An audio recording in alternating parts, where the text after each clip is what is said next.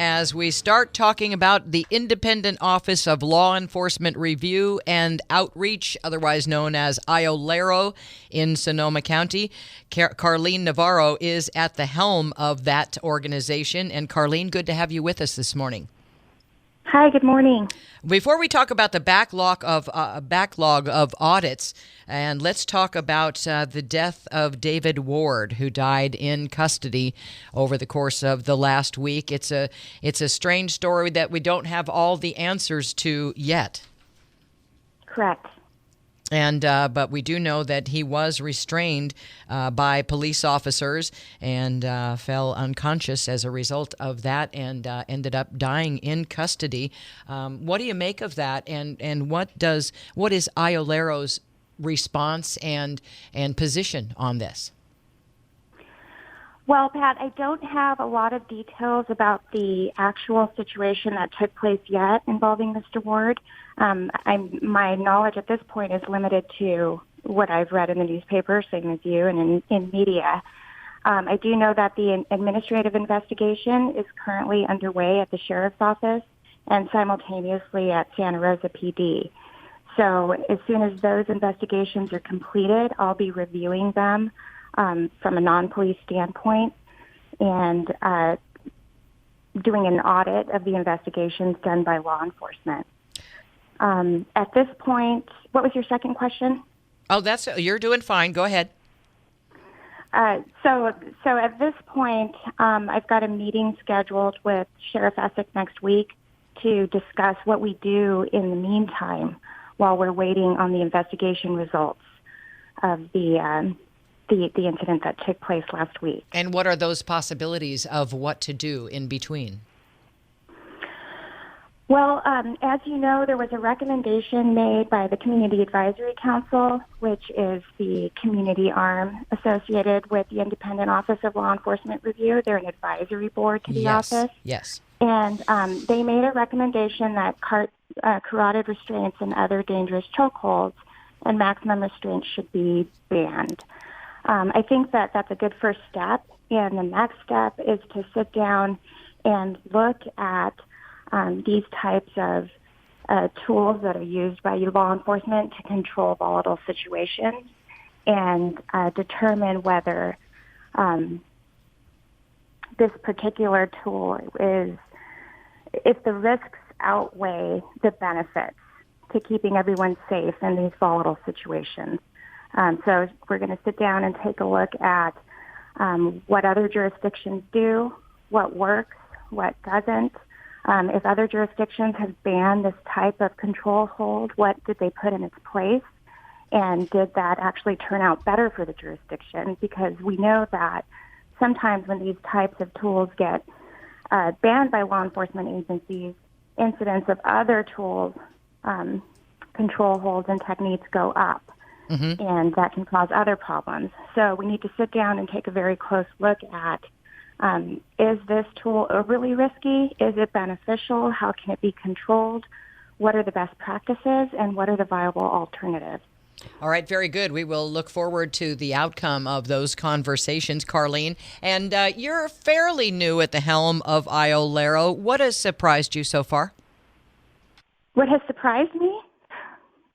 Yeah.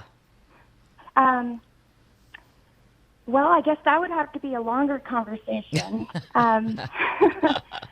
Sounds like there might have been a few things then. There's been a lot of stuff that I didn't expect, but I will say that it's the good work that I thought it would be. You know, I think civilian oversight of law enforcement is important, and it matters to our community, and I think it matters to our law enforcement. So we're already on the way to doing a lot of good work. I've been making a lot of progress with the Sheriff's Office. I've already discussed policy recommendations with them based on the audits that I've done, and they've already implemented new policies based on my recommendations. Well, that sounds pretty efficient. A pleasant surprise. Yeah. And talk about the backlog of audits, and what does that mean in people terms? So in people, I'm glad you asked that, because sometimes I think people terms get away from us all.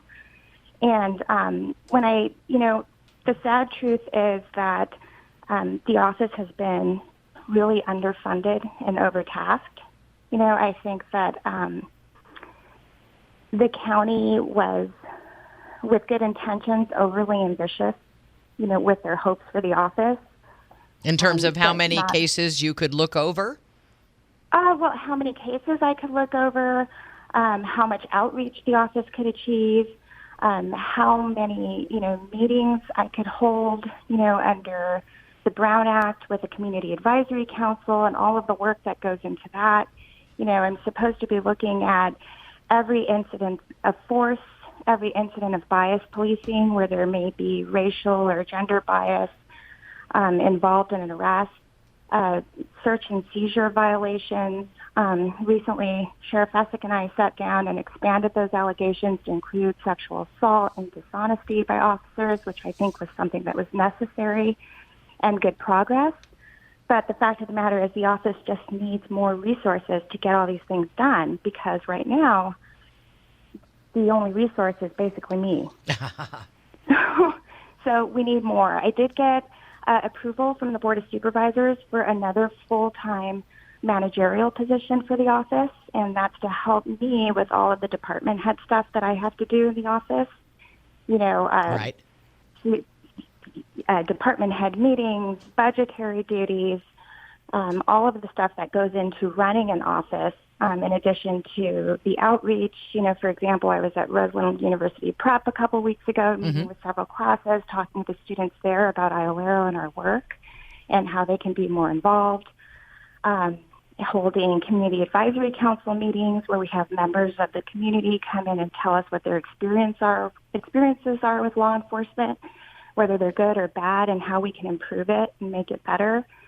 I've got plans to establish a community-oriented policing program through the office so that we can build more of a relationship with our police officers in the community and with the sheriff's office in particular. That's important. One of the mottos I have for the office is that police work is customer service, right? And I think Sheriff Essick agrees with that. And so we're trying to find ways to make sure that customer service is top-notch and that the community feels that they know their police officers and the police officers know them, and that there's already a relationship in place so that when, a situation arises, they're accountable to each other. Yeah, and there's not that kind of underlying mistrust from the get-go. That's right.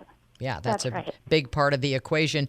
How long do you think that it will take you to get out from under this backlog of audits when it comes to cases that need to be looked at? Well, that's the big question. So right now, my first focus is to not fall behind on the complaints that are incoming into the office. So current complaints. So I'm attacking those first and trying to make sure that I stay current on what I have. Then, time permitting, I'm going to be stepping back into the backlog of audits, which dates back to 2017, and trying to get those done on a time permitting basis. How many are we talking about? There were about 26 of them. Okay. 2 of them are officer-involved shootings. So you have to understand that that could take the law enforcement agency about a year to investigate. So we're talking, an estimate of 4 to 6 months for me to review each of those.